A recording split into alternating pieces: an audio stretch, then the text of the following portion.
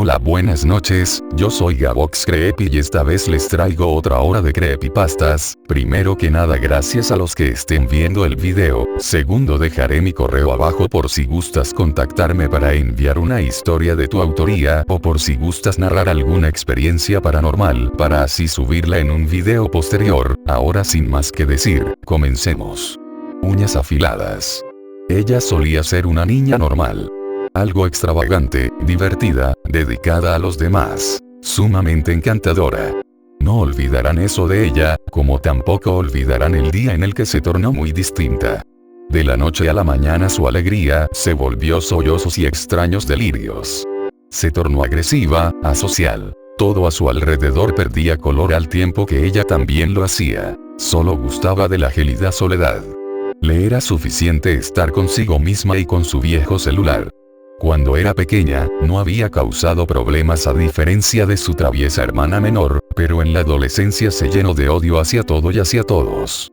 Pasaba el tiempo sola con aquel aparato, preocupando a su familia. Principalmente a los padres, puesto que esta atenta pareja trataba de ayudarla y protegerla, incluso de sí misma. Pero la joven sentía que todo lo que hacían por ella tenía la intención de hacerle infeliz porque era un estorbo. Se decía que sus padres le prohibían las cosas por gusto y usaban la frase "es por tu bien" como excusa. De momento, las peleas se volvían más frecuentes, especialmente con su padre. Las discusiones continuas con él la marcaban más y más hasta que llegó la agresión física y psicológica. Ya él no sabía qué hacer con ella. Le arruinaba la vida. Al fin y al cabo, todo lo que tenía era su pequeño celular, aparato que usaba para comunicarse con su hermana, y su bella sonrisa que buscaba ocultar sus verdaderos pensamientos. Pronto la comunicación familiar se limitó solo a ella y su hermana. Se mantenía encerrada en su habitación, sin que nadie supiese si comía o bebía. Nadie sabía si siquiera podía llegar a la puerta, si estaba o no atrapada. Solo se oían sus murmullos y sollozos. ¿Qué pasaba por su cabeza? ¿A qué se debía la distancia? ¿Qué razones la llevaron al cambio de actitud? Ninguna de estas preguntas tenía respuesta clara para su familia. La única razón que encontraban era que quizás era parte de su crecimiento, que estaba en dicha etapa. Pero todo se desvió al punto en el que la mente de la chica salía de la realidad. Solo usaba el celular mientras se mordía las uñas. Sus padres, desesperados, trataron de forzar la entrada al cuarto de cualquier forma, y al hacerlo finalmente se horrorizaron con el estado en el que su hija se encontraba. Estaba en el suelo, encorvada en una esquina. Su piel, cubierta de heridas provocadas por las largas y descuidadas uñas que tenía, y en sus manos aquel celular que no dejaba ningún momento. Sus padres quisieron acabar con eso de una vez por todas.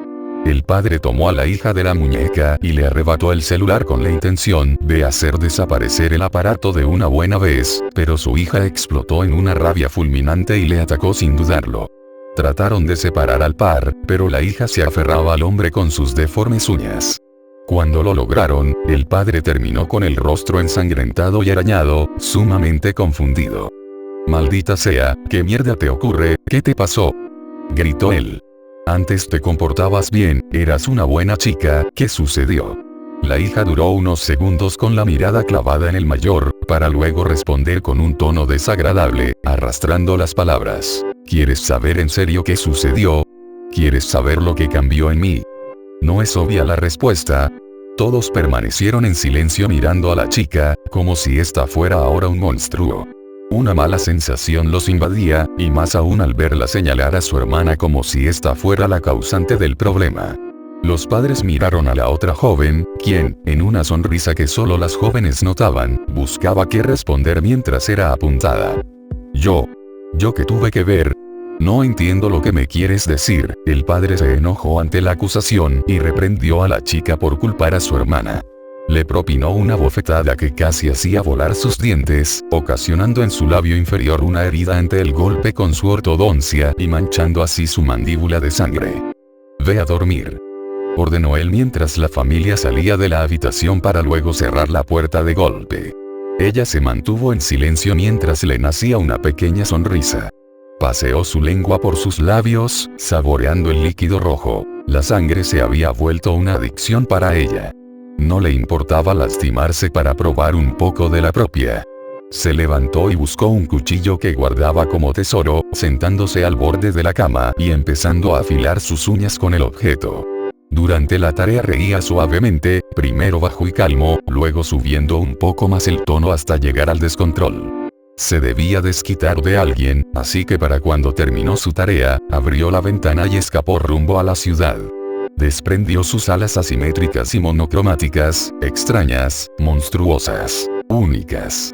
Las blandió con fiereza por los aires mientras buscaba su objetivo, hasta que lo localizó. Entrada la noche, volvió a su casa y ocultó en su espalda su envergadura.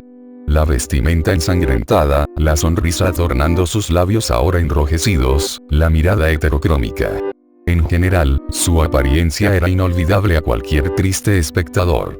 Gritos espantosos se produjeron en el encuentro de quien ahora se haría llamar Shari Niles y su ya fallecido padre. Paredes arañadas producto de los desesperados intentos del hombre de liberarse de su hija, mientras ésta anunciaba suavemente la llegada de su juicio. Nadie más lo presenció, nadie más lo supo nunca. Las palabras fueron arrastradas al olvido por el viento para ser conocidas solo por el cazador y la presa. Salió de la escena tomando vuelo nuevamente, dirigiéndose hacia el bosque. El camino le sirvió de reflexión en cuanto a qué sería de ella, cómo sería su soledad. Tal vez ese era su destino, pero ciertamente no quería pasar su eterno camino sola. No lo estaría. ¿Eres feliz o solo sonríes? Sintió aquella presencia a sus espaldas, acompañando al anterior susurro. Giró su rostro hacia la persona. Sabía bien quién estaba allí. Le conocía, había crecido con ella, y ésta le había hecho lo que era ahora. Le había causado problemas, pero ahora eso no importaba. Ahí estaba su contraria, su complemento, su sangre, y ahora iban a estar juntas por siempre. El suicidio de Calamardo. Fui interno en Nickelodeon Studios durante el 2005 para obtener mi título en animación. No me pagaban, de hecho la mayoría de las pasantías no son pagadas, pero tuve algunas experiencias más allá de la educación. Los adultos no lo ven como un buen trabajo, pero la mayoría de los niños se cagarían si pudieran estar ahí. Como trabajaba con editores y animadores, me tocaba ver los capítulos nuevos antes de que salieran al aire. Iré al grano sin dar muchos detalles. Acababan de hacer la película de Bob y el staff entero estaba falto de creatividad, así que les tomó mucho tiempo iniciar la siguiente temporada. Pero en realidad, el retraso duró más por razones perturbadoras. Hubo un problema con el primer episodio de la temporada que retrasó por meses a todos y a todo. Otros internos y yo estábamos en el cuarto de edición junto con los animadores principales y los editores de sonido, listos para hacer el corte final. Recibimos una copia de lo que se suponía era Fear of a Krabby Patty y nos reunimos alrededor de la pantalla para ver. Ahora, dado que no era el corte final, a veces los animadores ponían un título falso en tono de broma, un chiste interno como cómo no funciona el sexo en lugar de Rockabye Valve cuando Bob y Patricio adoptan una ostra. Nunca fue nada en particular gracioso, pero siempre fueron chistes relacionados con el trabajo. Así que cuando vimos como título Squidward Suicide, el suicidio de Calamardo, no pensamos que fuera algo más que una broma mórbida. Uno de los internos incluso emitió una risa seca. Comienza con la música alegre de siempre. Inicia con Calamardo, practicando con el clarinete, errando algunas notas como siempre. Oímos a Bob riéndose afuera. Calamardo se detiene y le grita que se calle, puesto que tiene un concierto esa noche y necesita practicar. Bob dice que sí, y se va a ver a Renita junto con Patricio. La splash screen de burbujas aparece y entonces vemos el final del concierto de Calamardo. Aquí fue donde todo se puso raro. Al estar tocando, algunos cuadros se repitieron una vez, pero el sonido no. En este punto el sonido ya está alineado a la animación, y eso no era común, pero entonces deja de tocar, el sonido termina como si nada hubiese pasado.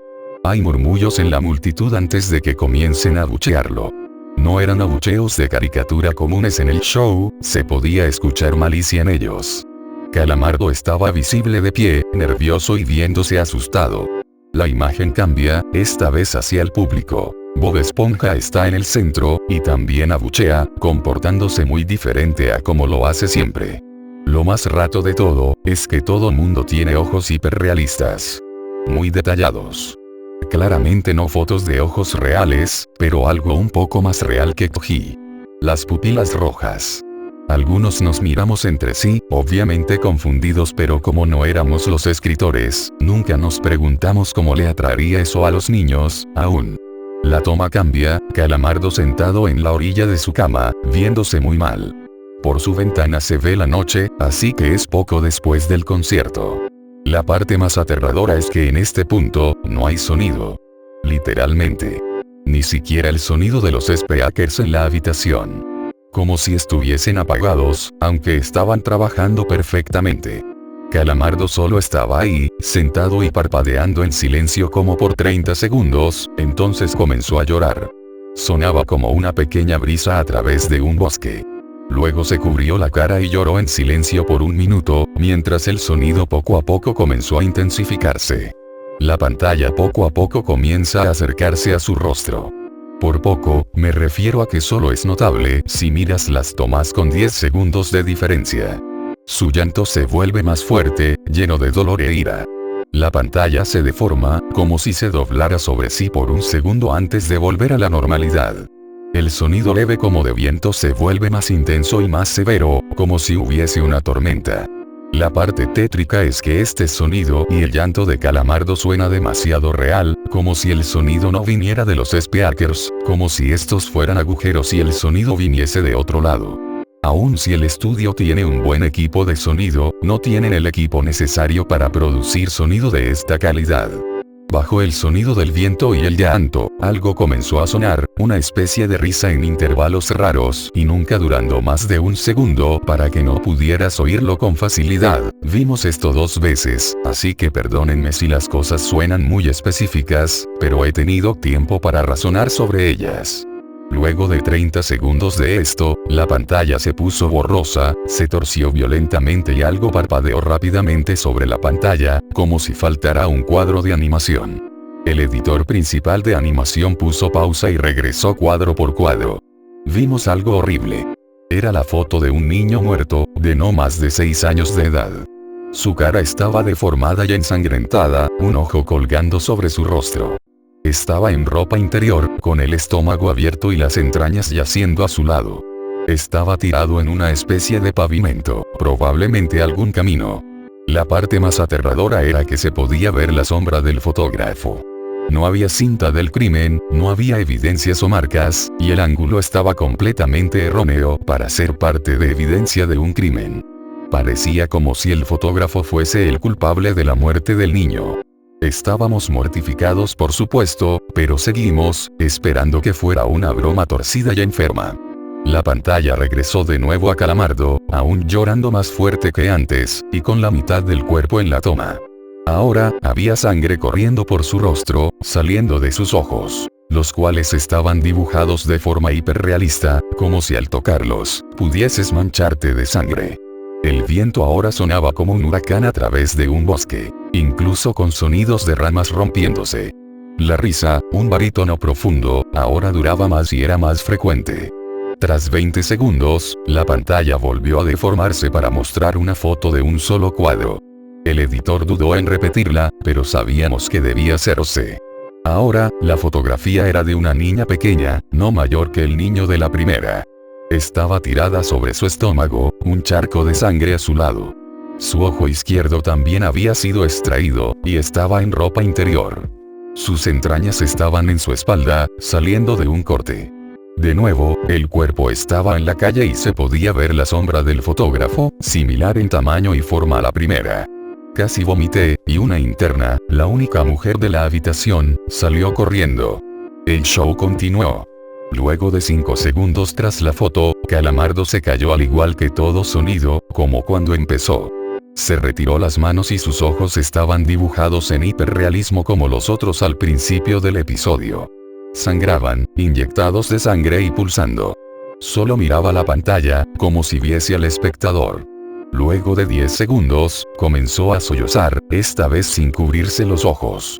El sonido era agudo y fuerte, y mezclado con gritos. Lágrimas y sangre escurrían por su rostro como un torrente. El sonido de viento volvió junto con la risa de voz profunda, y esta vez la fotografía duró por 5 cuadros. El animador pudo detenerla en el cuarto y retrocedió. La foto era de un niño de edad similar a los anteriores, pero esta vez era diferente. Las entrañas estaban saliendo del estómago, siendo arrancadas por una gran mano. El ojo derecho arrancado y colgando, sangre escurriendo de él. El animador procedió. Era difícil de creer. Avanzó al siguiente cuadro, la misma cosa. Volvió al primero, reproduciéndolos rápidamente y entonces yo me quebré. Vomité en el piso. Los animadores y editores estaban viendo horrorizados la pantalla. Los 5 cuadros no eran 5 fotos diferentes, eran los cuadros de un vídeo. Vimos como la mano levantaba lentamente las tripas, vimos los ojos del niño enfocándose en la mano, y vimos parpadear al niño los últimos 2 cuadros. El editor principal del sonido nos dijo que paráramos, que tenía que llamar al creador para que lo viera por sí mismo. El señor Hillenburg arribó 15 minutos después, confundido y sin saber por qué lo habían llamado, así que el editor siguió con el episodio. Una vez que terminaron los cuadros, Calamardo volvió a aparecer, viendo al espectador, la toma enfocada en su rostro por 3 segundos. La toma se abrió, y una voz dijo hazlo, mientras Calamardo sostenía una escopeta. E inmediatamente pone el arma en su boca y jala el gatillo. El muro tras él acaba salpicado por sangre y materia gris realista, y Calamardo sale despedido hacia atrás con fuerza. Los últimos 5 segundos muestran su cuerpo sobre la cama, de costado, y un ojo cuelga de lo que queda de su cabeza, viendo fijamente el suelo. El episodio acaba. El señor Hillenburg está furioso, y demanda saber qué demonios está pasando. Muchos dejaron el cuarto en este momento, así que solo unos cuantos de nosotros lo vimos de nuevo. Ver el episodio de nuevo solo sirvió para que se grabara en mi mente y me produciera muchas pesadillas. Siento mucho haberme quedado. La única teoría que tenemos es que el archivo fue editado por alguien en la cadena desde el estudio de dibujo. Llamaron al CTO para que analizara qué había pasado. El análisis del archivo muestra que le grabaron material nuevo, y por más que intentamos averiguar qué había ocurrido, no logramos encontrar nada. Hubo una investigación respecto a las fotos, pero no obtuvimos información de ellas. No se identificó a ningún niño, y no encontramos pistas de la información o pistas físicas en las fotos. No creía en fenómenos inexplicables antes de esto, pero ahora sé que cuando algo pasa y no puedo probar que lo ocasionó, lo pienso 2 veces. Anestesia. El procedimiento comenzó, y Elliot fue puesto bajo la influencia de la anestesia. Las luces comenzaron a apagarse, su mente se quedó en blanco. Todos los pensamientos que corrían por su cabeza llegó a su fin. Elliot cerró los ojos. Luego los abrió. Él ya no estaba en el hospital. Un cosmos como el cielo iluminado estaba por encima de él, negro con solo unos pocos puntos blancos iluminándola. En el centro de este extraño cielo era de un reloj de bolsillo antiguo gigante, que ilumina el mundo extraño a su alrededor. Ambas manos se sentaron en 12. En la planta de sus pies, Elliot estaba rodeado por una roca gris vaga como la superficie y fría al tacto. Vientos débiles hicieron eco en todo el espacio, mistificar la atmósfera a su alrededor. No había puntos de referencia importantes alrededor, solo el espacio negro. Un interminable abismo de la nada. Poco a poco, Elliot se acomodó hacia adelante. «Hola», llamó, con la esperanza de escuchar algún tipo de respuesta. Esto debe ser un sueño. Tenía que ser. A medida que avanzaba, algo de alivio llenó su pecho, ya que comenzó a ser evidente en la distancia un conjunto débil de luces, similar a las velas, o velones, en medio de la oscuridad. Pero débil, fácil perderse si uno no buscaba lo suficientemente cerca. Fue un buen inicio, pero era todo, Elliot realmente tenía que seguir adelante. Así que caminó. Se dirigió a paso rápido, tratando de llegar lo más rápido que pudo. De vez en cuando volteaba la cabeza hacia atrás para comprobar si había algo, sin embargo, solo vio una interminable oscuridad. Todo lo que estaba con él, eran el eco de sus pasos. Decir lo rápido que iba parecía imposible, no había puntos de referencia, excepto por el extraño juego de luces que se veían. Cuando estuvo por llegar al reloj, la aguja grande hizo clic y cambió en todos los sentidos, y la pequeña mano se movió más. Más luces se encendieron en la distancia cuanto más se acercaba a su destino. Pronto se reveló un camino, rodeado por una valla oxidada con alambre de la lengüeta encima de ella. 4 grandes torres aparecieron, que unía a toda la valla junta. Fogatas gigantes eran visibles, toda la luz derramando en lo que parecía ser un centenar de chozas de madera, y una variedad de estructuras de hormigón en el centro.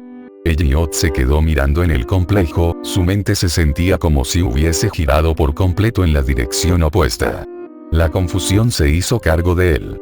Pensó que había visto este lugar antes, pero ¿qué estaba haciendo aquí? Lo que aún está aquí, ¿para qué lo llamo? Todo esto era un sueño, ¿verdad? ¿Fue todo esto hecho por la anestesia? Elliot parpadeó un par de veces, casi esperando a despertar con el tiempo. Pero fue en vano. Sin embargo, en las sombras se podía ver en movimiento a través de las torres y detrás de la valla. De pronto, desde fuera del abismo oscuro, antorchas iluminaron la valla, revelando una puerta oxidada gigante. Chillido. Poco a poco las puertas comenzaron a abrir, la creación de un chillido oído sangrado, seguido por el ruido de las campanas, ding-dong. Figuras con antorchas llegaron caminando fuera de la puerta, 4 de ellos, tendiendo una red de igual manera. Él tomó una buena mirada en ellos. Todos ellos llevaban el mismo traje. Un negro gestapo luciendo un sombrío uniforme, con bastones de metal oxidadas que ejercían en sus manos, no llevaban antorcha. Uno de ellos puso su bastón, parecía estar al mando, a la distancia, e hizo una muestra del alto con la mano. Torpemente Elliot comenzó a levantar las manos, mirando al hombre. Entonces, se comenzó a acercar más al tipo de la derecha que el de la izquierda. Cada vez más cerca caminaban, no parecía tener prisa. Mientras las 2 figuras cerca de la mitad de Elliot, se acercaron por su parte, uno, a cabo más alejado salió más, yendo detrás de Elliot y allí de pie. Finalmente estaban lo suficientemente cerca para mirar a los ojos de Elliot. Elliot buscó los ojos para mirar en ellos, pero no vio nada. Los hombres delante y detrás de él no tenían una cara, solo un espacio en blanco con la piel que parecía estar hecha de madera vieja. Tenían más o menos caras grabadas en estas, pero la madera estaba tan podrida que los detalles habían sido distorsionados.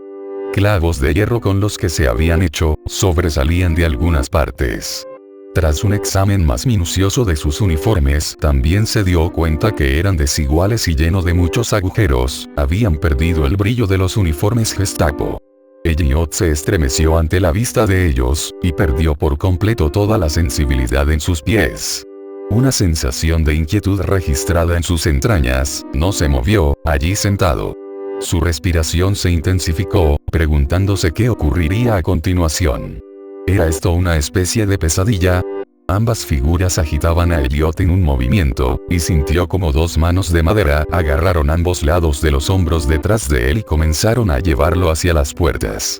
Una incómoda sensación en Elliot recorrió todo su cuerpo, hasta entrar en su corazón, que cambió el sentimiento de su mente, que no sabía qué hacer debido a la ambigüedad de su entorno. Instintivamente se tensaron sus músculos, el bloqueo de las piernas, resistiendo a las 2 figuras, haciendo señas detrás de él. Un par de segundos pasó mientras estaba allí, entonces ambas figuras detrás de él tiraron en ese entonces hacia adelante dándole un empujón a fondo, haciéndole perder el equilibrio, pero la captura de sus hombros fue un agarre firme, esta vez con más fuerza. Ellos constantemente le llevaron hacia la puerta, pero con más fuerza. En el cielo negro iluminado por encima de la gran mano había alcanzado los 6, mientras que la pequeña mano se movió lentamente hacia los 2, pero se detuvo a mitad de camino como cualquier reloj haría.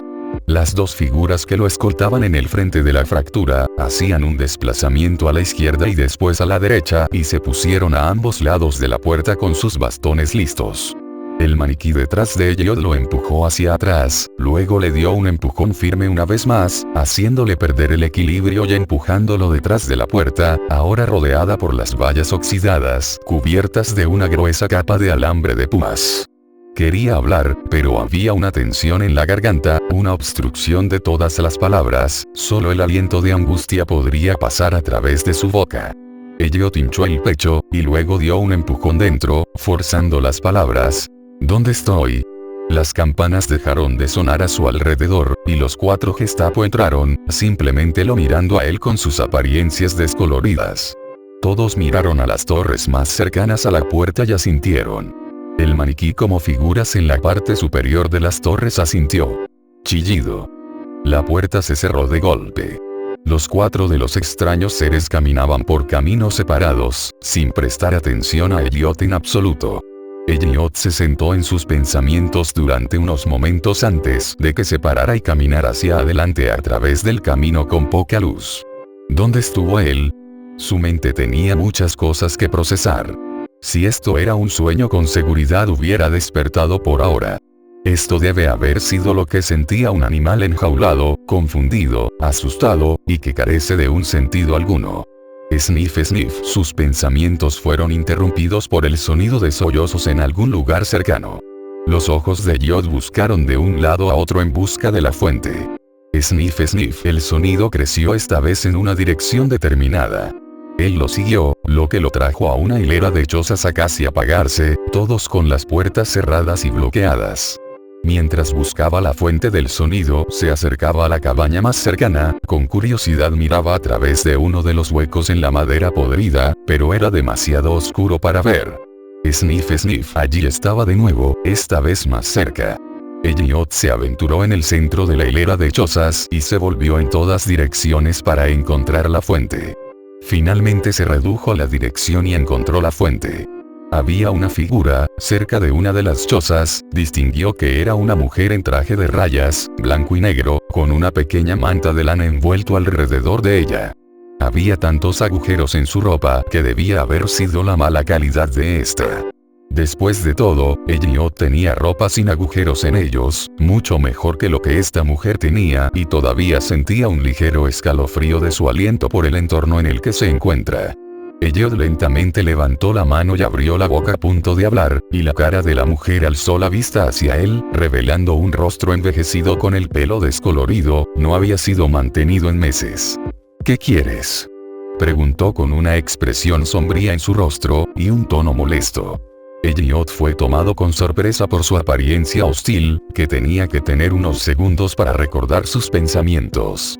Elliot, ¿dónde estoy? La mujer lo miró con una expresión curiosa, como si se tratara de un completo idiota. Mujer, ¿dónde estoy? Usted debe estar bromeando, ¿no? Ella suspiró, cerrando los ojos durante unos breves instantes. Usted está en Dudesim. Elliot, ¿Dudesim? ¿Es que como el alemán o algo? Mujer, no. Elliot, entonces, ¿cuál es esta lengua? Mujer, no lo sé.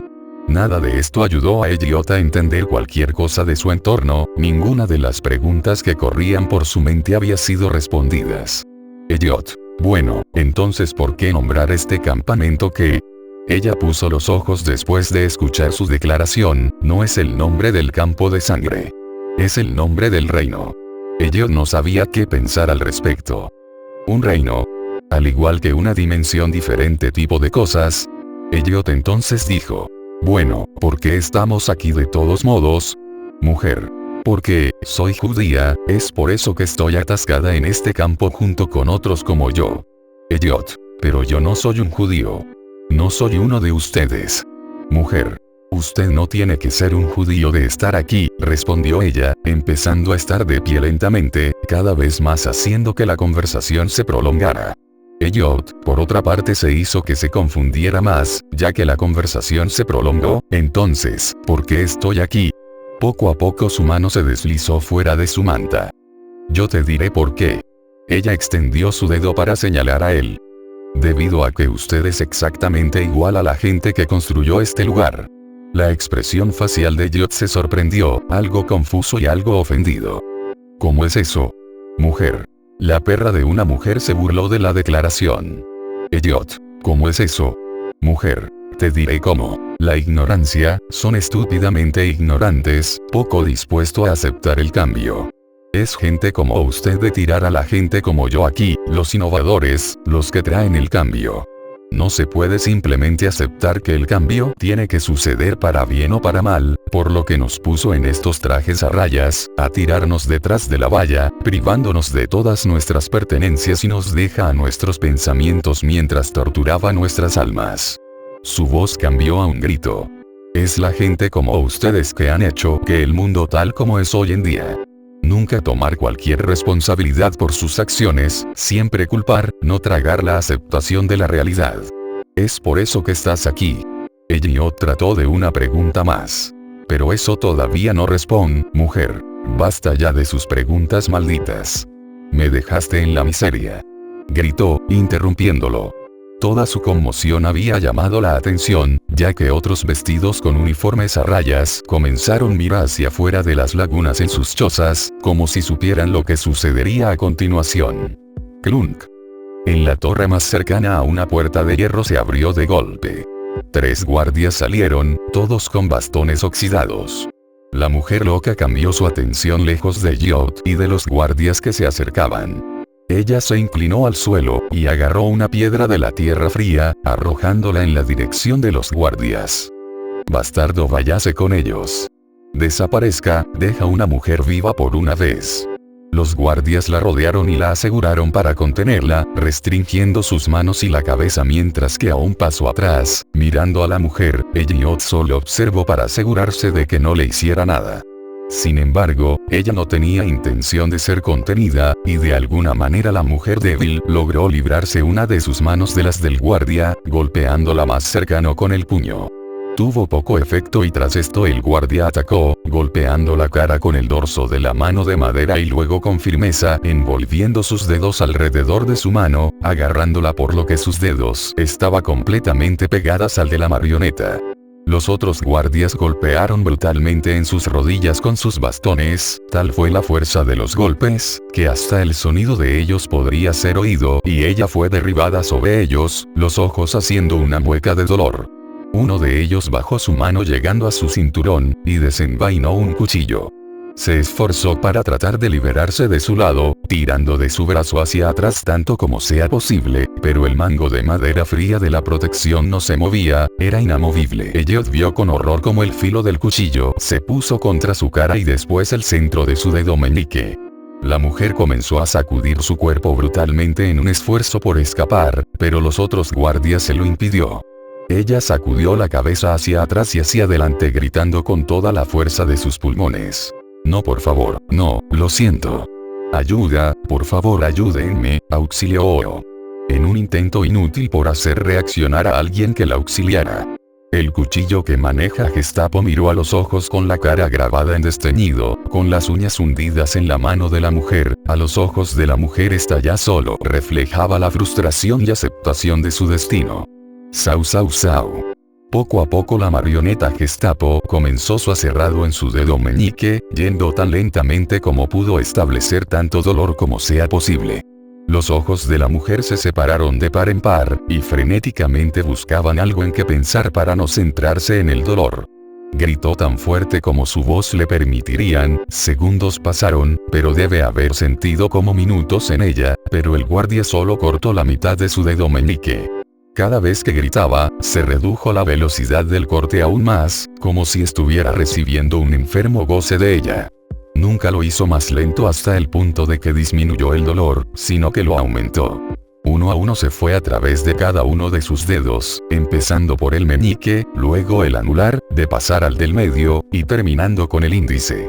Él bajó su agarre en su mano por su pulgar, y en lugar de cerrar el pulgar que encajó la punta de su cuchillo, empujó lentamente en él para forzar el pulgar. Su mirada no cambió del lugar del rostro de la mujer, y después de unos 5 segundos después de presionar el pulgar finalmente se separó. Elliot observó toda la prueba con horror, de modo paralizado por el temor y de que no era capaz de apartar la mirada. Sus ojos se quedaron obsesionados con el cuchillo, de cómo se movía de dedo a dedo. La sangre que se arrastró por el brazo y se tiñó su traje blanco y negro. Cuando el guardia sin alma terminó con el aserrado, se clavó en el hombro de la mujer, entonces sustituyó el cuchillo con un bastón de mando, sin piedad golpeando sus dientes en su borde oxidado. Los otros guardias se unieron, golpear en cualquier articulación que no habían roto sin embargo, rompiendo todas las costillas hasta que escucharon todos ellos cada golpe, y pulverizando cada pulgada de ella hasta que estaba completamente morado. Después de eso, pusieron sus bastones a distancia, el guardia agarró su cuchillo, y se fueron de nuevo a negocio en la torre de vigilancia como de costumbre. Mientras tanto, como los guardias, con sus uniformes salpicados de sangre, hicieron su ascenso a la cima de la torre, Elliot tomó conciencia de lo que acababa de suceder. La mujer solo se quedó allí, inmóvil. Todo lo que se movía eso era su pelo, que es empujado por el viento frío y cruel. Elliot se cubrió la boca con horror, y poco a poco la sensación en el estómago había crecido aún peor. ¿Qué clase de demonios eran esos?, dijo en voz baja. De repente, la inmóvil tosió sangre, y comenzó a luchar por respirar. Cada bocanada de aire que intentó hacer fue tan doloroso que no podía seguir adelante con una respiración completa, y cualquiera que sea el aire que puso en ella rápidamente lloró. No pasó mucho tiempo antes de que sus heridas la mataran y ella muriera asfixiada. Ella no va a levantarse, muchacho, puede dejar de mirar. Una voz desconocida, con un tono mayor a ella dijo detrás de Elliot. Elliot cambió a sí mismo para ver a un hombre mayor de pie detrás de él, con una cara muy envejecida lleno de arrugas y pelo corto blanco como la nieve. El hombre de edad avanzada continuó. Te ves nuevo aquí, así que te voy a dar algunos consejos. Solo mantente bajo y no llames mucho la atención sobre ti y los guardias te dejarán en paz. Solo golpearán los que perturben su paz. Elliot se frotó la parte posterior de la cabeza lentamente. Si esa mujer no hubiera reaccionado de manera exagerada a sus preguntas, que ella no estaría muerta. Gracias, Elliot dijo en voz baja. De Ronda Folk aquí me llaman Forrest. ¿Cómo te llaman? Elliot. Eso es un nombre interesante, respondió Forrest. Tenía una mirada triste en su cara. Bosque miró por encima del hombro de Elliot ligeramente. Oh linda. Elliot miró hacia atrás, y luego al Bosque. Él intentó su mirada más dura para mirarlo a los ojos, pero lo único que quería hacer era simplemente mirar al suelo. Yo no sé qué decir. Bosque lo miraba con una expresión extraña, levantando una ceja con curiosidad. Acerca de la mujer, por la muerte de su llamada Linda, o el accidente de coche. Elliot se detuvo. Lentamente, su boca se abrió y él se quedó mirando a Forrest en estado de shock. ¿Cómo supiste sobre el accidente de coche? La expresión de Forrest creció vaga. Es por eso que estás aquí, ¿verdad? Porque si los médicos no te hubieran puesto ahí abajo. Un accidente de coche lo hará allá. Pero ¿cómo sabías sobre el accidente? ¿Cómo? Soy el hombre que ya golpeó a Elliot, soy el otro conductor. El momento se detuvo por Elliot. Buscó una manera de salir de la conversación, mirando hacia el reloj por encima de ellos. De acuerdo con el reloj habían pasado horas, 4:30, 2 manos ahora estaban sentados en el 6. Extraño, él no sentía como si hubiesen pasado 4 horas y media. El tiempo se mueve más rápido aquí, si ya quedar atrapado en algo que realmente solo enfoque acerca, dijo Forrest, casi como si hubiera leído la mente de Elliot. Elliot retrocedió lentamente hacia arriba. Él levantó la mano lentamente delante de él. ¿Por qué estás aquí? Forrest suspiró. Porque no se puede aceptar la realidad. El accidente fue su culpa. No. Era la suya, dijo Elliot en su defensa. Forrest cerró los ojos y negó con la cabeza. No lo era. Usted es el que se pasó la señal de alto. Estaba conduciendo a casa después de Navidad y pasó a ser en el lugar equivocado en el momento equivocado. Elliot. No. Los ojos del Forrest se abrieron y miraron directamente a Elliot. ¿Es necesario entrar en detalles? Está bien, lo haré. Estaba justo a la medianoche, la noche de Navidad. Quería sentarme con mis pensamientos un poco para mirar hacia atrás en mi juventud, viendo cómo me estaba llegando a esa edad que podría morir en mi sueño, así que saqué mi viejo Cadillac y empecé a conducir por una calle que nunca fue realmente transitada. Forrest dejó escapar un suspiro y continuó. Luego estaba usted. Después de un día de fiesta usted necesitaba dormir, pero no, usted quería volver a casa, pues trabajaría al día siguiente. Ya debería haber ido a casa antes, pero no lo hizo. 2 horas pasaron cuando se dio cuenta de la situación, por lo que condució el coche lo más rápido que pudo por un camino que condujo a una calle que nunca tuvo demasiado tráfico, por lo que decidió que estaría bien para omitir la señal de alto. En su prisa no se dio cuenta de mis faros, y nuestros destinos chocaron. Cuando ocurrió el accidente lo envió a un estado inconsciente. La bolsa de aire lo había salvado, pero su hombro estaba roto por la fuerza. Por su parte, la fuerza de su coche me había inmovilizado, no me podía mover. Tenía lesiones, pero habría estado bien si no hubiera golpeado mi vehículo en el lugar correcto. Mi coche se incendió, y debido a mi estado en el que fue incapaz de salir. Una expresión amarga se formó en Forrest. Me senté allí, sintiendo el calor de las llamas que crecían más y más, impotente. Grité pidiendo ayuda, pero nadie salió, solo llamaron al 911 y esperaron. Con el tiempo las llamas llegaron a mi tanque de combustible y para mí y yo fuimos llamas, como el resto del coche. Forrest a continuación, comenzó a caminar hacia Elliot, poniendo su dedo en el pecho. Luego que se despertó en el hospital. Policías fueron a su alrededor haciendo preguntas sobre el accidente ya que nadie había sido testigo de qué pasó, como todo el mundo estaba en sus camas por la hora en que ocurrió.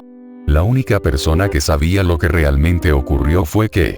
¿Y usted? Los dientes de Forrest crujiendo y apretando ambos puños. Usted les mintió. Usted les dijo que se había detenido en la señal de alto, y que yo acababa de salir de la nada y lo golpeé. Su historia la hizo parecer cierta, ya que yo era un alcohólico en recuperación durante exactamente 12 años. Los investigadores llegaron a la conclusión que debí estar borracho, y mi cadáver fue tan carbonizados que realmente no había manera de probar si había alcohol en mi torrente sanguíneo. Usted sabía la verdad, que era su culpa, sin embargo se convenció a sí mismo que hice algo mal. Elliot miró hacia abajo y luego hacia arriba, y empezó a mover la cabeza hacia atrás y adelante. No. Se podría haber frenado, usted debió haber visto mis malditos faros Dios que vienen a través de la señal de alto y frenado. Forrest, hijo, a mi edad no es tan sencillo ir tan rápido a los frenos como tú lo eres. Elliot envía su vista hacia el reloj de nuevo. Ahora era 7. Parecía que el reloj se movía más rápido con cada hora que pasaba, justo lo que iba a suceder cuando el reloj marca 12. Forrest puso su mano sobre el hombro de Elliot. Tiene que ya se enfrentanse a los hechos aquí, hijo. Con un golpe firme, Elliot tomó la mano de Forrest fuera de su hombro. Que te jodan, estás loco. Con eso Elliot lentamente se dio la vuelta y empezó a correr, con el tiempo corriendo hacia la valla oxidada. Se golpeó contra la cerca, sintiendo el áspero metal contra sus manos. Déjame salir de aquí, no pertenezco aquí. Gritó. Sus gritos se cumplieron sin respuesta, sin embargo, nada de calmarlo. Todo lo que lo acompañaba fueron los ruidosos ecos de sus gritos y ataques. Una sensación de soledad solemne vino sobre él, arrastrándose hacia abajo en su alma. Se colgó las dos manos en la valla, y apoyó la cabeza contra ella. Cada pensamiento de la soledad trajo consigo una lágrima, y... pronto lloraba de miedo y la soledad. Él deseaba haber evitado el accidente. Todo lo que quería hacer era mecerse en contra de su madre, y saber que no estaba solo en una especie de extraño infierno. Él puso su cabeza en su brazo izquierdo, y se quedó derrotado. Un hombre flaco fue derrapando hacia él, que era hueso delgado para ser más precisos. El sonido de su respiración sonaba enfermizo, y tenía los ojos centrados en Elliot, no cambiando a nada más. El esqueleto de un hombre tenía ambos brazos cruzados, temblando. Tú, el que está junto a la valla. Ven aquí por un segundo, quiero preguntar ya algo. Elliot se limpió las lágrimas, y se acercó lentamente al hombre muerto de hambre. Le indicó que más de cerca. Ven un poco más cerca, los guardias no pueden escuchar aquí. Elliot hizo lo que le pidió, pero se preguntó lo que este hombre estaba haciendo. ¿Qué es? Poco a poco el hombre desplegó sus brazos, dejando al descubierto un trozo de madera afilado de un cuchillo. Dame tu camisa de puta. Elliot empezó a retroceder. Al ver la navaja se dio cuenta del error que cometió, trató de mantener la calma, pero la tensión en él se levantaba. Él trató de no dejar que su miedo lo dominara para obtener lo mejor de él, y para ser racional. Lentamente levantó la mano delante de él. Solo tomarlo con calma. El hombre, a poner la navaja hacia abajo, el asaltante muerto de hambre se mordió el labio por un segundo pensamiento, sus ojos nunca parpadearon y él se limitó a Elliot. /oblicua. El maníaco se lanzó hacia adelante, haciendo un corte profundo en la mano de Elliot. Elliot se quedó sin aliento en el dolor, agarrando su mano rápidamente que ahora estaba cubierta de sangre. Dame la maldita camisa de Dios. Los guardias no importa un carajo si te mato. Rápidamente Elliot contempló la torre de vigilancia más cercana. Había 3 guardias apostados en la parte superior de la misma, todos simplemente observando los dos como si se tratara de entretenimiento. El hombre hizo un gesto enloquecido su mano. Vamos, vamos, vamos. Elliot agarró la parte inferior de la camisa y lo levantó por encima de él, y luego lo arrojó al hombre enloquecido. Rápidamente se la puso, a continuación, le gritó a Elliot. Bueno, ahora lárgate de aquí antes de que tome sus pantalones. Con dicho esto Elliot despegó, sosteniendo su mano maltratada en un esfuerzo para detener el sangrado. Vagó durante otros 30 minutos según el reloj arriba. El dolor en su mano, esa maldita navaja había excavado por lo menos 2 pulgadas, todo lo que podía concentrarse en esta era solo un dolor agudo que se acuña en sí justo en el medio de su mano, que tenía que dedicarse a otra cosa. Finalmente se desplomó contra una estructura de cemento, poniendo todo su peso contra el hormigón en el bruto frío. Tenía la boca abierta en el agotamiento, estaba demasiado cansado para respirar por la nariz. Todos los ojos querían hacer en este momento estaba cerca. El agotamiento de su cuerpo, todo era demasiado. Elliot ya no le importaba, solo quería una salida. Tal vez debería haber dejado que el hombre enloquecido lo matara, después de cierto punto se detuvo la lucha contra el agotamiento, y dejó que sus ojos se cierran. Él se quedó dormido. Din din. Elliot sacudió hacia arriba, de forma rápida mirada a su alrededor. El reloj, las 2 manos estaban en el 12.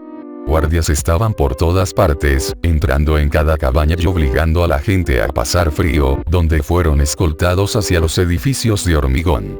Delante de Elliot era un guardia, indicándole que se levantara. Elliot se limitó a mirarlo con una expresión sombría, luego cerró los ojos. Sintió un movimiento con una textura de madera, una mano fría sobre su brazo que lo levanta hacia arriba. Elliot abrió los ojos y dejó escapar un grito, empujando al guardia por la espalda. ¡Que te jodan! 2 guardias en la distancia quedaron alertados por los gritos y acudieron al lugar, pero Elliot se quedó allí, sosteniendo su mano herida y esperar a que ellos actúen. Shin. Todos ellos sacaron sus bastones. La Gestapo le indicó a seguir, pero Elliot se quedó allí. Golpear. Elliot estaba en la espalda, las 3 figuras de madera comenzaron brutalmente a golpear sus bastones contra sus brazos, golpearon con todas sus fuerzas, golpeando los codos, las manos, los hombros, cualquier cosa que sus bastones aprovecharan con el fin de machacar con sus armas oxidadas. Dolor ensanchadas en sus brazos, trató de curar ese dolor ignorándolo, pero cada vez que lo hacía se vieron obligados a golpearlo más. Cada golpe envió más dolor como una explosión que golpearía, una exacerbación de dolor y se desvanecen solo para ser reemplazado por otro golpe. En el pánico se dio la vuelta, pero los guardias simplemente la sustituyeron por la espalda, empujando los extremos de sus bastones como martillos en la espalda. El dolor punzante, que sintió al golpear las piezas de carne, pero cuando se golpeó la columna vertebral que el dolor en común, más profunda se agruparon, más dolor. Uno de los guardias pusieron su firme bota contra la espalda, inmovilizándolo y se inclinó hacia su mano herida. Curiosamente se examinó durante un segundo, luego se metió el dedo directamente en la herida, que sobresale hacia abajo más y más profundamente. Elliot se retorcía del dolor, tirando hacia arriba a través de los brazos y en la espalda. Gritó como cualquier hombre haría, pero no conocía a nadie oiría. Al igual que los gritos Forrest tenía cuando fue expuesto en las llamas. Ahora el dolor se encendió como fuego por su parte, apenas podía mover los dedos del dolor. En total hay 4 de estas estructuras extrañas, toda forma de búnkers con chimeneas extrañas, ir fuera de estos y que varían en tamaño. Todos ellos tenían 2 Gestapo encima de ellos mirando sobre el resto. Elliot junto con el resto fueron todos divididos uniformemente, y se distribuye a sus líneas. Poco a poco todos se marcharon. El sonido de los gritos de la gente de ser golpeado por resistirse se oía por todas partes, sin sentido, golpes implacables. Incluso pensó que había oído el sonido del hombre que lo asaltó siendo golpeado casi hasta la muerte. Dentro de todos ellos fueron puestos en una pequeña habitación con una puerta grande de metal en la parte posterior de la misma, dando lugar a lo que Elliot había temido. Él sabía lo que iba a ocurrir a continuación. Había leído suficientes libros de historia para tener una comprensión de eso. Tal vez todavía había una oportunidad de salir, sin embargo. ¿Dónde estaba Forrest? Si pudiera encontrar Forrest, tal vez podría salir de aquí. Forrest. Gritó por encima del llanto y la charla de la gente. Forrest. No escuchó nada, sin embargo. ¿Fue Forrest en otra cámara? Elliot se quitó los pantalones y miró a su alrededor una vez más. Forrest. En ese momento, uno de los guardias en las puertas lo señaló a él, e hizo un gesto con el dedo para acercarse a Elliot. No queriendo arriesgarse a otra paliza brutal, Elliot, encorvado, se dejó caer los brazos, siguió las instrucciones. Él ya estaba roto desde el interior y hacia afuera, lo único que podía hacer ahora era esperar, era tanto miedo de lo que sucedería a continuación. Lo había visto en las películas, pero la pregunta era qué método usarían. Sus ojos se cerraron de imaginar cuánto más dolor que iba a pasar, y su imaginación le hicieron aún más asustado. Los guardias lo condujeron por un pasillo, y en una habitación llena de lo que parecían hornos, solo que no eran algo así como una especie mucho más siniestra. Elliot miró a través de cada horno y echó un vistazo a la gente dentro, no sabía que ninguno de ellos. Fue llevado más abajo hasta que llegó a los dos últimos. Curiosamente sus ojos miraron a través de la última. Forrest. Forrest estaba en el interior de este. Forrest. Gritó con entusiasmo. Forrest levantó la vista, sorprendida de verlo. Lo siento. Lo siento, fue mi culpa y lo veo ahora. Se quedó en silencio, sin embargo, Forrest limitó a sacudir la cabeza y pronunció las palabras. Es demasiado tarde ahora. Los guardias abrieron la escotilla en el crematorio, y deslizaron hacia afuera una bandeja de metal larga. Se le indicó que se colocara en la misma. Elliot se quedó allí, moviendo la cabeza. No voy a ir allí de buena gana, dijo, ganando una última chispa de voluntad. Esto no cambió, los guardias, todos ellos lo agarraron, lo pusieron en la bandeja, y luego lo deslizaron, cerrando la escotilla detrás de él. La bandeja estaba fría contra su piel desnuda, y Elliot rodó sobre su espalda. Dio la escotilla unos buenos golpes y patadas, pero con lo robusto de metal y vidrio que era inútil. Él se limitó a mirar hacia el techo. Empezó a conseguir una comprensión de por qué había sucedido todo esto. Todo fue culpa de él. El accidente de coche echó a perder el honor de Forrest por mentir y no aceptar la realidad como la mujer despotricó a él. Realmente era gente como él no asumir la responsabilidad por sus acciones que hicieron del mundo exterior de la misma forma en la que estaba. Él se quedó mirando el techo de hormigón del dispositivo que estaba atrapado. Desde debajo de él la luz comenzó a brillar, y comenzaría a pasar lo que había temido, sabía que no sentiría tanto frío nunca más, o, como deseaba esto fuera solo un sueño, escafismo. La víctima es desnudada y luego sujetada firmemente dentro de un par de botes de remo estrechos puestos cara a cara, o troncos de árboles ahuecados, con la cabeza y las extremidades sobresaliendo. El condenado se ve obligado a beber leche y miel hasta el punto de que le dé diarrea severa, y se frota más miel sobre su cuerpo para atraer insectos a los apéndices, ojos y genitales expuestos. Luego lo dejarían flotar en un cuerpo de agua estancada o en algún lugar expuesto al sol.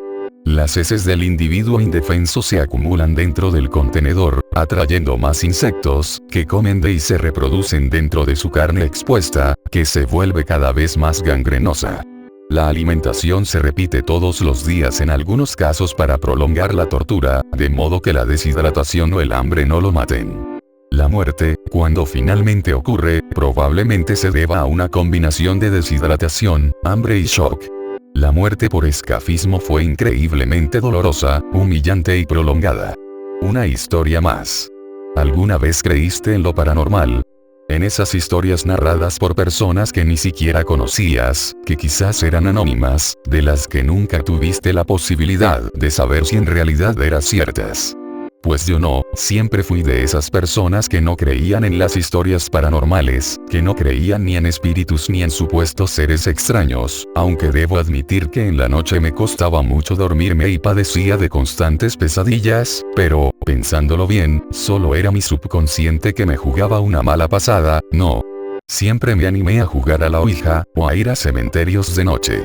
Nunca vi nada que se podría asemejar a algo paranormal, y todo tenía siempre una explicación razonable.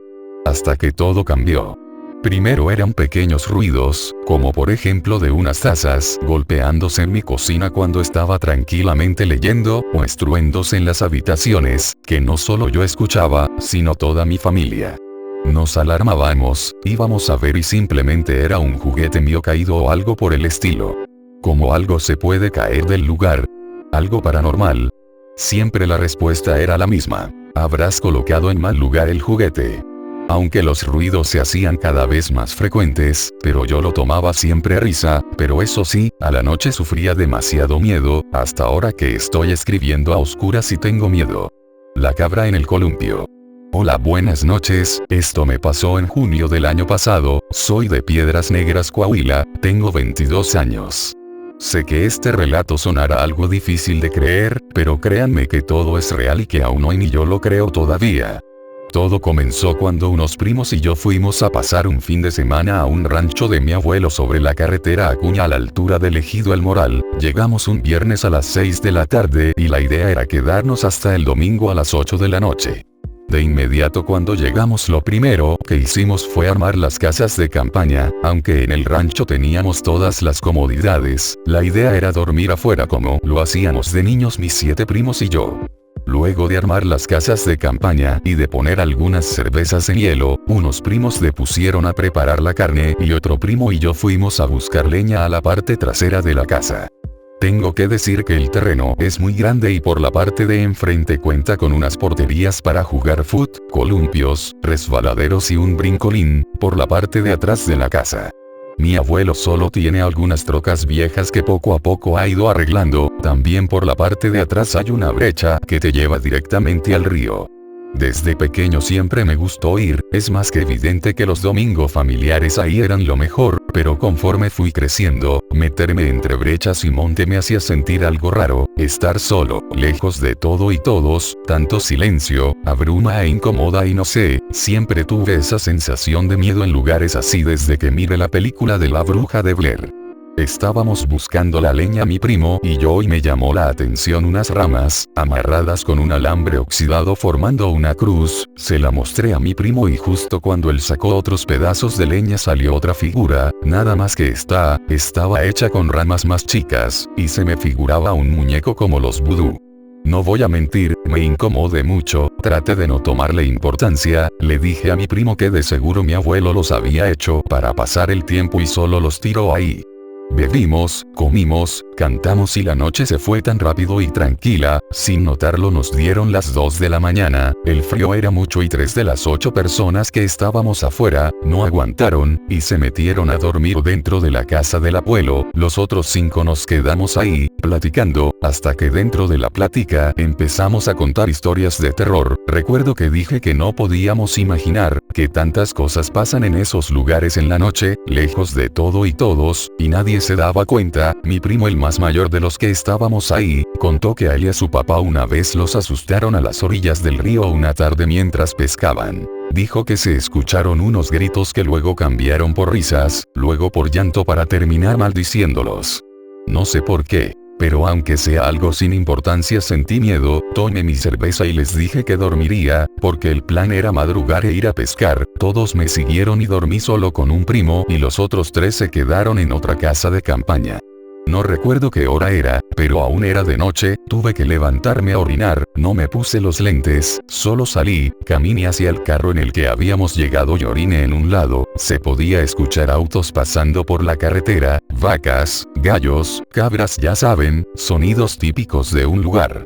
Así, terminé de hacer lo mío y volteé la cabeza, sentí morirme cuando a lo lejos, en un columpio vi algo sentado y moviéndose, no sé por qué pero quise imaginar que era uno de mis primos hablando con la novia, caminé y entré a la casa de campaña, justo cuando me acomodé para dormir de nuevo escuché el sonido de una cabra, pero no sé si lo imaginen, era un sonido de una cabra sufriendo, gritando del dolor, supongo que mis primos estaban suficientemente ebrios y dormidos para no darse cuenta, pero yo me puse los lentes, abrí la puerta de la casa y me asomé, les juro que lo que vi es lo peor que me ha tocado ver en mi vida.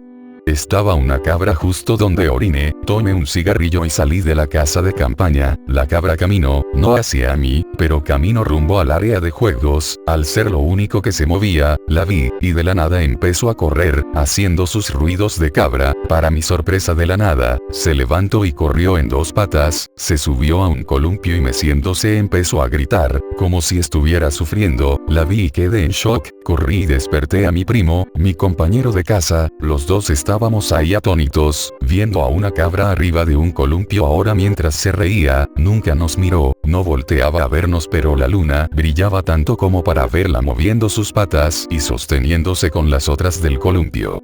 No aguanté y vomité del miedo cuando vi que la cabra brincó de columpio y empezó a llorar de nuevo. Corrí hacia la casa del abuelo y él ya estaba esperándome en la puerta, con una carabina de postas, temblando, pálido al igual que yo. Fue cuando con la voz llorosa y cortada dijo algo que me heló la sangre. La había escuchado hablar, pero nunca caminar en dos patas, ni hacer lo que hizo. Salí de la casa y fui a levantar a mis primos con la mentira de que el abuelo se sentía mal, pero solo para estar todos adentro. Ya ahí solo se podía escuchar el rechinar del columpio y una cabra hacer sus sonidos normales. Mis demás primos durmieron y el primo y yo que vimos eso no podíamos. Salimos a la sala y ahí estaba mi abuelo, tomando café, llorando. Le toqué el hombro y le dije que qué pasaba. Dijo que nada, que solo era miedo por verla caminar así y correr como si fuera una persona. Le dije que no pasaba nada, que estábamos todos bien. Me interrumpió diciendo: la otra noche, tocaron la puerta, cosa rara en un rancho, si tomas en cuenta que son terrenos grandes y no se puede tocar la puerta así como así cuando tienes como 4 portones para poder llegar y todos cerrados. Tocaron la puerta y gritando: Pancho, Panchito, ábreme que hace frío. Quedé congelado. Era una risa burlona, y era la voz de tu abuela. Mi abuela falleció en el 2011 y la verdad desde que sucedió eso no he vuelto a ir a ese lugar y ni pienso ir. Solo de acordarme y ahora que lo escribo, no me saco esa imagen de una cabra arriba de un columpio, sentada, jugando, llorando, riendo, gritando. Bloody Moon. Era medianoche, el aire nocturno era fresco y vigorizante, casi curativo, el aroma de pino inundaba la atmósfera del bosque. El muchacho estaba en algún lugar del bosque, y presenció todo. ¿Cómo había llegado hasta ahí? Nadie lo sabía. Primero escuchó un grito desgarrador entre los árboles, un grito que al principio pensó era de dolor, pero luego se dio cuenta de que era de miedo, de ese desquiciante terror que siente uno al enfrentar sus más horribles pesadillas. Luego de un rato, un hombre con la ropa desgarrada y un revólver en la mano, apareció de entre la maleza con la cara blanca de terror y disparando hacia el bosque. Una sombra de unos 2 metros de altura aterrizó frente a él, se le lanzó encima y pareció como si utilizara su enorme mandíbula para destrozar el cuello del hombre.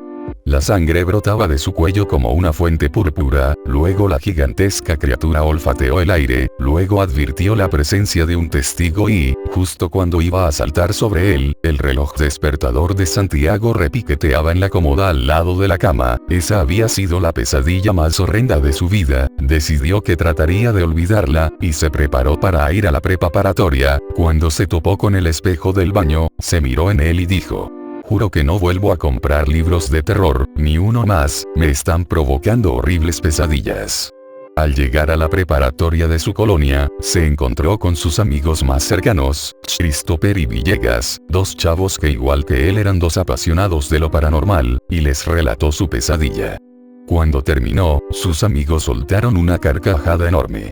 No mames, cabrón, nada más nos quieres hacer güeyes, pinche Santiago, dijo Villegas. Eso no lo soñaste, el director de la Timercorp murió anoche, salió hoy en la mañana, en el periódico, completó Christopher. Santiago se quedó helado, y agradeció al cielo que todo hubiese terminado, pero esto no había hecho más que comenzar. Era solo el principio. El hombre que vio a Dios. En mi pueblo hay una historia que se van contando desde hace tiempo, que es transmitida de boca en boca de padres a sus hijos, y estos a sus hijos. Solemos contar esta historia cuando los jóvenes alcanzan la mayoría de edad. Mi abuelo me la contó a mí, en una noche lluviosa junto al danzante fuego de la chimenea. Era el año 1915, y corrían tiempos de guerra. En una hacienda no muy lejos de aquí, había un campesino. Yo mismo lo conocí. Y era un muy buen hombre, era un excelente trabajador y muy bondadoso. Pero cierto día, el capataz llegó y le gritó: «Tu casa se quema. Rápido. Rápido». El campesino corrió rápidamente hacia su hogar. Pero era demasiado tarde, la casa ya estaba consumida por completo. Su familia entera había sido calcinada, y los investigadores de la época concluyeron en que fue un simple accidente con la chimenea. El campesino no aceptó esto, y simplemente se marchó decepcionado a la iglesia a rezar. El campesino rezó, lloró, y entonces escuchó la voz de Dios. «Hijo mío, agradéceme que decidí que tu familia fuera la desafortunada y no tú. Hice mi voluntad, y por favor no me ruegues más». «Padre mío, ¿qué cosas dices? ¿Eres acaso mi Dios o el diablo? Preferiría 1000 veces ser consumido en llamas que mi familia sufra». Y dicen que Dios escuchó eso, pero no le respondió. El campesino esperó pacientemente la respuesta, pero no llegaba, así que salió deprimido de la iglesia. Con lo que no contaba fue que varios leñadores estaban arreglando los árboles de la iglesia. Cortaron una rama y le cayó justo en la cabeza. Agonizó, despertó en un lugar sin color. Lo único que poseía color era el cielo, rojo. Varias criaturas aladas volaban a su alrededor, y tan horrendas eran que creyó que eran traídas del mismísimo infierno. «Has cometido un terrible error», dijo una voz omnipresente. El campesino vio con horror cómo frente a él se elevaban enormes muros de piedra gris, tan altos que superaban la imaginación. Las criaturas aladas volaban alrededor de la entrada, que simulaba el puente de entrada a un macabro y tétrico reino. Y de esa entrada salió una figura negra como la muerte, horrible aunque el campesino no podía verla. «Oh, horrenda criatura. Preséntate ahora y dime tu propósito, porque tu apariencia es tan horripilante que me entristece el alma». «Yo soy Dios», dijo el ente. «Imposible», dijo el campesino, turbado, «Dios es más hermoso que toda su creación junta. Tú no eres Dios». «¿Crees, insensato campesino, que mi creación es bella? Díselo a los hombres que mueren ahora por culpa de sus avariciosos hermanos. Yo soy Dios». «Imposible», volvió a replicar, «Dios es el ser más puro y más hermoso que uno pueda conocer. Tú eres horrible, horrendo, pútrido y oscuro como la muerte. Tú no eres Dios». «¿Acaso crees, insensato campesino, que Dios debe ser puro y hermoso? ¿No es hermosa la fealdad y pura la impureza? Yo soy Dios», volvió a exclamar, y un coro de criaturas aladas se unió a él. «Imposible», dijo llorando, «Dios vive en el paraíso, allá donde todo es tan blanco como la nieve de invierno. Hay ángeles, seres queridos y felicidad. Tú no eres Dios». «¿Acaso crees, insensato campesino, que el paraíso no existe? El paraíso es mi reino, el reino de Dios. Ángeles son esas horribles criaturas que ves. Seres queridos están todos aquí, porque todos me sirvieron en vida y todos me servirán en muerte, para la larga eternidad». Devastado, el campesino comenzó a llorar a los pies de la criatura, a los pies de Dios. «Llora cuanto quieras. No debiste servirme, eres un insensato. En el infierno, mi hermano el diablo se encargará de reformar a los pecadores para luego traerlos aquí. Ahora que ya sabes esto, debes quedarte aquí para siempre. No. Por favor, Dios. No lo hagas. Dame una segunda oportunidad». Y sin vacilar, Dios devolvió a ese hombre a la vida. Y el campesino, una vez despierto, comenzó a relatar su experiencia en el paraíso. Pero nadie lo escuchó, y lo tomaron por loco. Y, finalmente, en un acceso de locura, terminó con su vida. El suicidio es un pecado, y aquel campesino jamás quería ver a Dios otra vez.